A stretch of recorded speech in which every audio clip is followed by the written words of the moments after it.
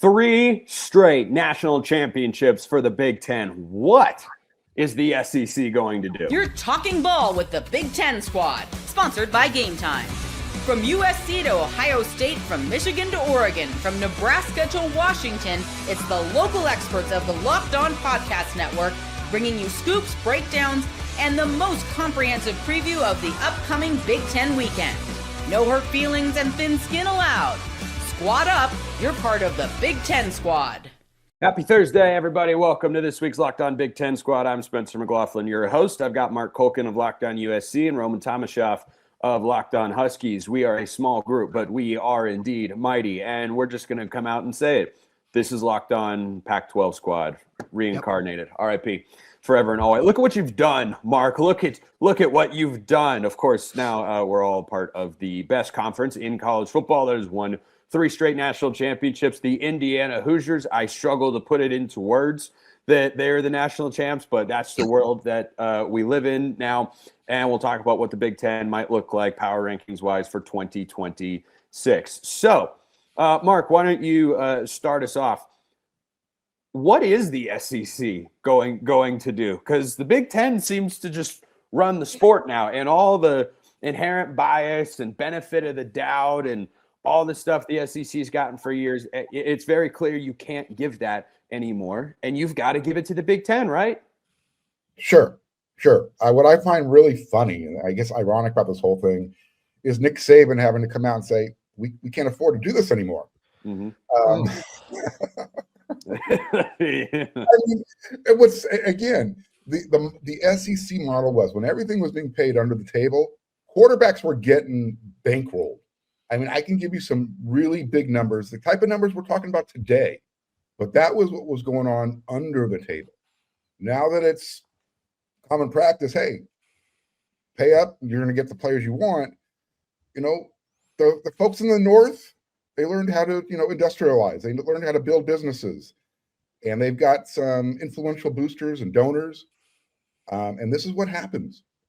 So, I remember back in the day when the Pac-12 actually existed with USC and Washington and Oregon and UCLA and Stanford and Cal and so on and so on. USC didn't have troubles, beating up on the SEC. And were they paying under the table? Probably a little bit, not compared to the way the SEC does it, though.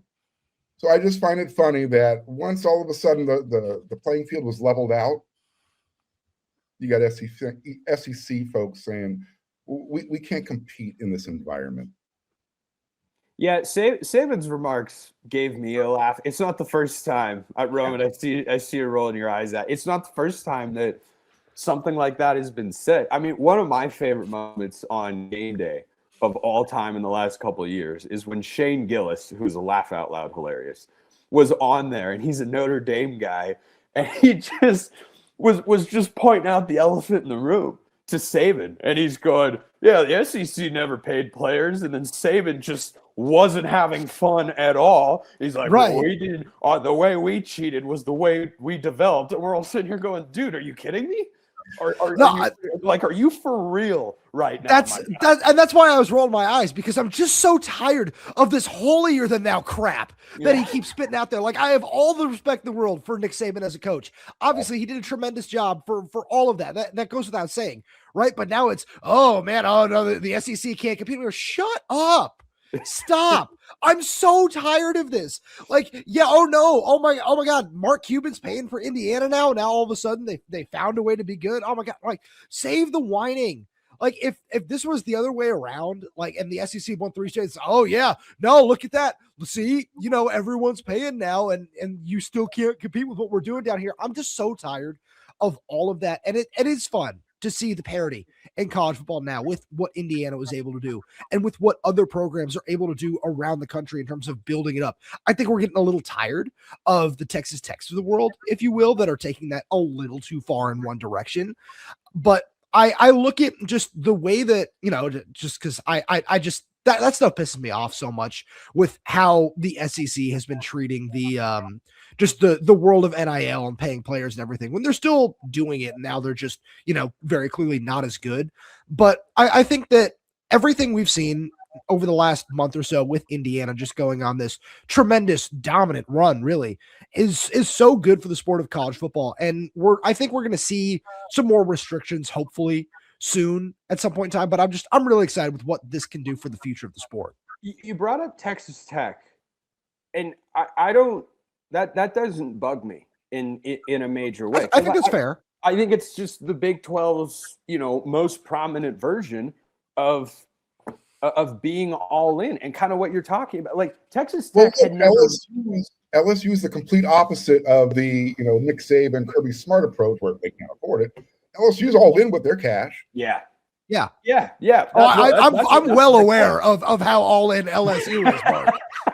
Oh, really, Roman? You got a story there or something, pal? A couple things have gone on here over the last couple of weeks. Yeah, and the pro clutching is annoying. And I tell you one thing that I do appreciate about this whole dynamic that's unfolded over the last couple of years. Does it feel to anybody, maybe I'm just out of the loop on this stuff, does it feel like the Big Ten pounds its chest the way the SEC does? Because to me, I think it feels more like the results on the field are just speaking for themselves. And everyone's just kind of sitting around letting that happen and saying, yeah, well, we don't need to go out there and tell you and give packets at media days at why we're, the best at all this stuff. We're just going to go win games on the football field. Spencer, I disagree. I disagree. I just don't think the Big Ten is as good at it. They haven't mastered the SEC manifesto type of approach yet. I mean, look, right now, Tony Petitti, the Big Ten, we want 24 playoff teams. Oh, it's gross. I mean, they're trying to figure out how to do it. So yeah, I think they do, and it's only going to get worse. This is why I'm not a conference guy. I like to focus on my team. Yeah, well, this is the Big Ten squad. We gas up. But by the way, the Big Ten being looked at correctly as the best conference in college football is good for any of the programs that we follow on our individual shows. What's so funny is the SEC doesn't want to do the 2014 thing, yet they pound their fists at the end of the season. We deserve 17. We deserve 8 teams in the playoffs. Wouldn't this give them a better opportunity? Yeah, well, that report came out from On3, Chris Lowe, and others that the SEC wants 16, but not 24. And I don't know what the distinction is in that. Now, I've been on record before and continue to think I'm against all forms of playoff expansion. Like it's just not how I view the sport. It's not what I think is best for it. And I don't think you need to. I mean, 16 is too many. Heck, I think 12 is too many. But I'd like to not expand it further. And also, the ridiculous impatience of the power brokers in this sport is insane. Okay, changes to playoff formats have come forever in every single sport. That's normal, healthy, be adaptive, great. 2 years, you're talking about having a championship format for 2 seasons, and you're saying we've got to increase the number of teams by 33 or 100%. Those are the options. Like, could we at least have the 12 team for 5 years? Could we? That's what I would like to see. Could we run this for 5 years and then figure out if it needs to expand further? That's what I would like to see.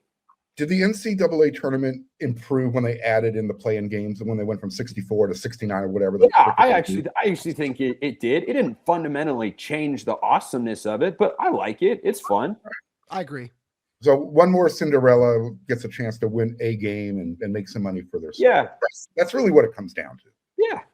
Okay. But I think that I don't know if that's necessarily the best example here, Mark, just because it's just so fundamentally different of you're playing into the tournament itself versus, oh yeah, you can actually claim yourself as a college football playoff team where, like, how often have we seen those first 4 teams, if you will, from the now field of 68, like actually not necessarily, because like Washington on the women's side was one of them last year, where it's like, it's kind of weird to even claim it as an NCAA tournament appearance if you don't win that game versus, oh, okay, yeah, we're adding 4 more teams to college football playoff, and now, hey, all of a sudden, yeah, we were a playoff team last year. We were the 15 seed or whatever. I feel like that's a very different discussion. Yeah, I mean, a first 4 team has won a game in the first round of the tournament, I think, just about every single year since they introduced it. And UCLA made a run to the Final Four as a first 4 team as I think it was an 11 seed a few years ago. Mark doesn't want to hear about that, but the way I see that is kind of the way I'd see adding even 4 more teams to the field. Like, okay, yeah, sure, it'd be kind of fun in the playoff format, which is, again, not how I view the sport. But if you took away the first four from the NCAA tournament, I'm still dialed into that event. If you don't expand the playoff, it's still good enough as is, which is why I just look at it and go, boy, we're just so eager to have more playoff games. Maybe it would result in fixing the calendar. That's a different conversation. But when we get back, could there be a fourth different team to win the national championship in the Big Ten in 4 years? We'll talk about that and more on today's Locked On Big Ten Squad. That one is the open.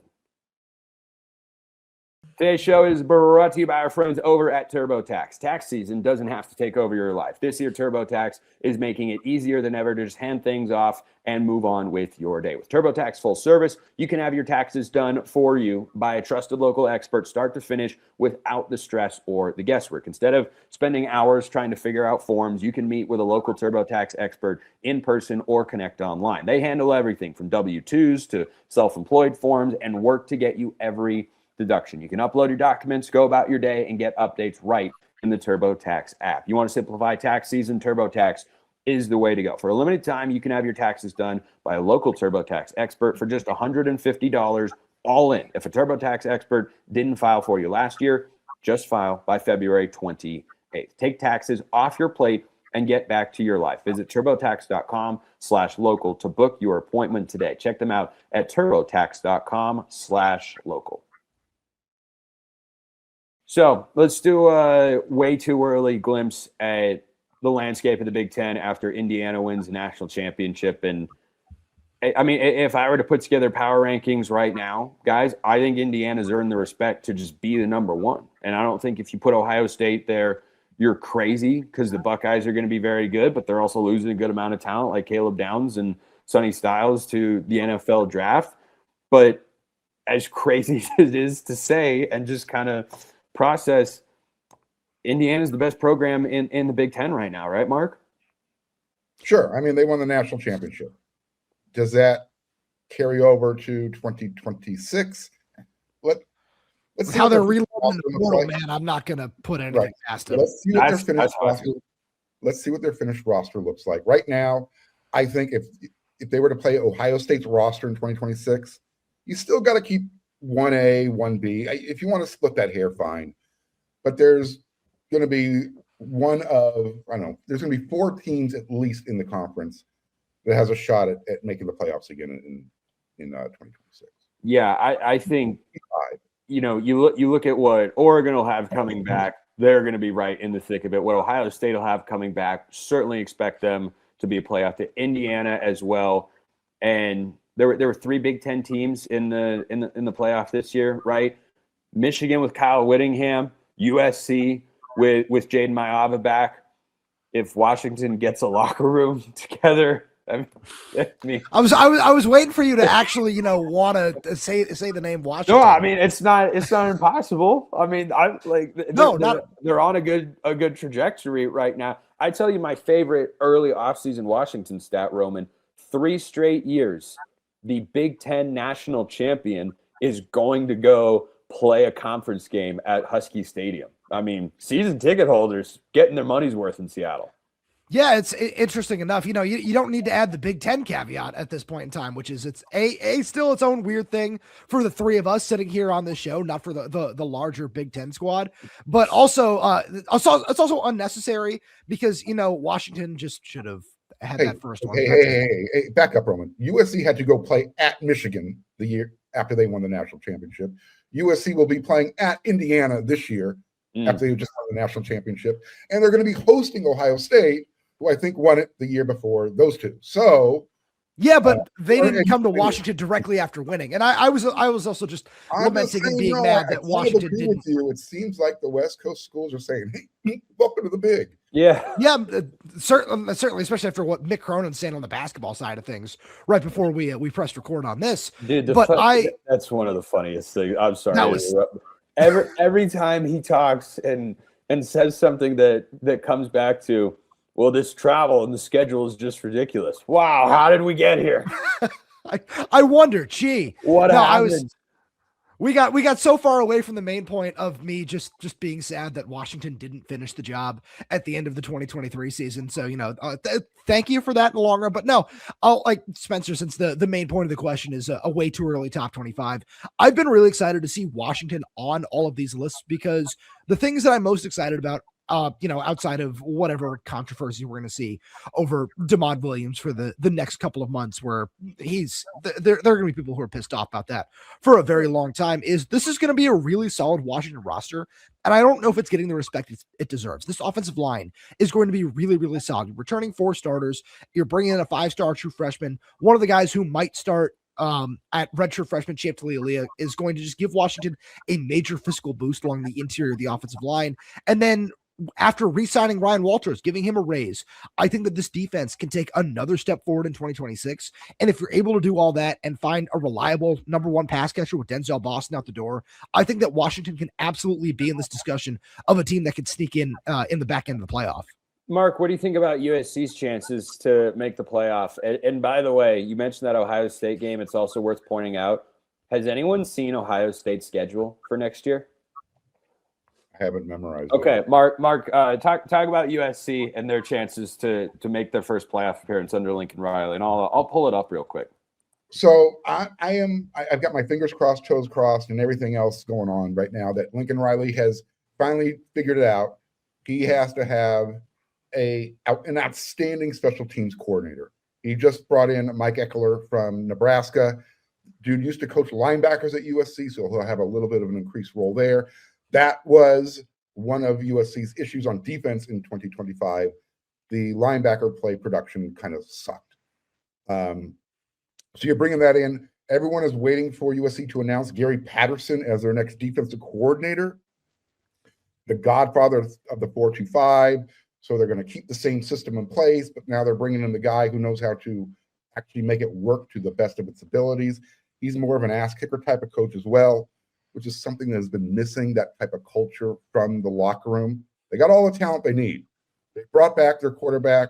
They're bringing back all 5 of their offensive line starters, Roman, and they're returning the vast majority of the defense, the guys who were on defense last year. So, new coaching staff on defense, special teams coordinator, who's literally a type of guy that he will be offended if you don't practice hard. I've been talking about that on my own show this week. I think USC's chances to make the playoffs are good. The schedule sucks. It is rough. All those tough games, though, are at home, save for the game at Indiana, and then you got to travel to Happy Valley, as well as Wisconsin. So we'll see when the Big Ten says, hey, USC, you want to go play in the cold. Which one of those 3 is going to be in November is really what it comes down to. I don't know why that was a shot at me. Hold on, real quick. I don't know why that was a shot at me. I can't control guys from graduating, Mark. You got 4 guys who are returning on your offensive line. I'm just pointing out USC's returning 5. That's all. Yeah, I just can't control guys from graduating. That's all I'm saying. All right. You're very sensitive this morning. By the way,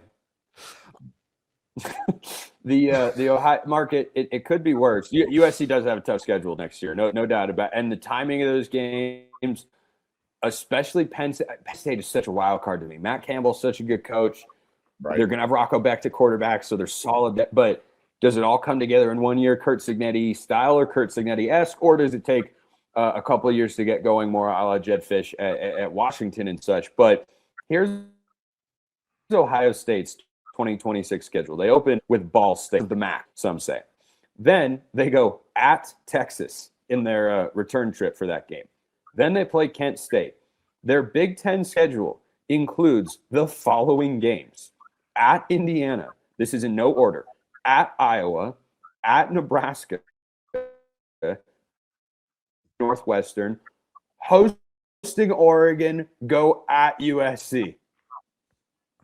That's right. I mean, Buckeyes better show up ready to go, or they could be like a sneaky miss the playoff team. Now, we don't know how many teams are making the playoff. If it's 16, then 9-3 Ohio State with that schedule will get in. Heck, in a 12-team, 9-3 Ohio State will get consideration. Look at us. We've morphed into the SEC. You either die a hero or you live long enough to see yourself become the villain. How in the hell does a 9-4 team finish in the top? Where did Alabama finish in the final AP poll at 9-4? Like 8 or 9. How does that happen? 4-loss team, top 10. It's easy. It's easy. The SEC pounds their chest and tells you they're better than everybody else. Meanwhile, Indiana drubbed them 38-3. Oregon got shellacked by Indiana, and they somehow played them significantly tougher than Alabama did. Yeah. Iowa played Indiana tougher than Alabama. Penn State played Indiana tougher than Alabama did. But yeah, I think if it stays at 12 teams, I think 4 Big Ten teams in the playoff is on the table. I think if it expands to 16, I mean, certainly 24. Let's say it expands to 16, though. I think 5 or 6 Big Ten teams is on the table. I mean, you've got some serious – if Ohio State wins at Texas, that is going to buy them, as it should, immediate street cred to a significant degree. And then they go through that schedule. If Ohio State goes in at 10-2, they're automatically in a 12 team. If they go through that schedule with a win at Texas at 9-3, they're automatically going to be into a 16-team playoff. So I think the number of Big Ten teams that's going to make it, I think it can only go up, and that'll just give them more opportunities to win a 4th straight national championship.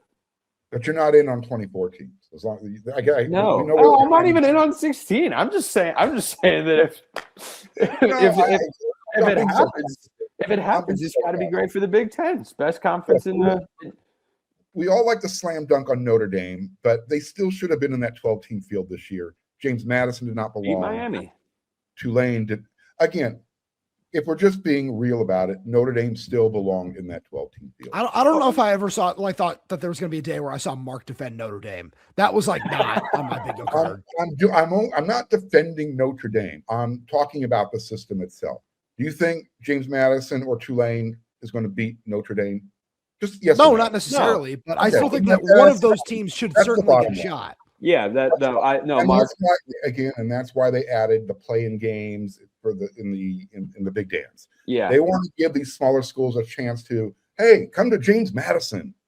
Yeah, you're not getting a scholarship offer from Billy Napier. Yeah, James Madison, their new head coach, Billy Napier. By the way, Roman, when you talked about Mark defending Notre Dame, for some reason, I thought of the equivalent scenario in the real world. It would be like green energy folks suddenly defending big oil. All of a sudden, you're like, wait, you're doing what now? You're playing who? By the way, Mark, USC and Notre Dame canceled their game for 2026, right? That's not happening. I can hate Notre Dame with every fiber of my being, but I can still respect the fact that that's part of, college football and USC. Both of those, they're Siamese twins. They're joined at the hip. But if the G5 teams, you know what? The G5 teams get that spot because the NCAA is the playoff is defending against an antitrust lawsuit, which they would almost certainly lose if they just excluded the group of 5 from joining. So them's the rules. Welcome to college sports. If you don't want schools like Washington and Duke suing their quarterbacks, you've got to start making these players employees. Otherwise, don't sign a contract like that. That's all. But that, like, you're right. You're absolutely right that they need to be treated like employees. But also, like, if you think that there is going to be a situation where maybe you're going to enter the transfer portal for one reason or another, don't sign a contract 96 hours before being like, oh, okay, they're upping their offer. Yeah, I'm just going to act like this doesn't exist. Yeah, like that's a whole separate. Yeah, it's bad. We'll wrap it there for today for our 3-man Locked On Pac-12 turned Big Ten squad. He's Mark Culkin of Locked On USC, Roman Tomashoff, Locked On Huskies. I'm Spencer McLaughlin from Locked On all over the place. We'll see you next time, everybody. Until then, hope you have a wonderful rest of your day.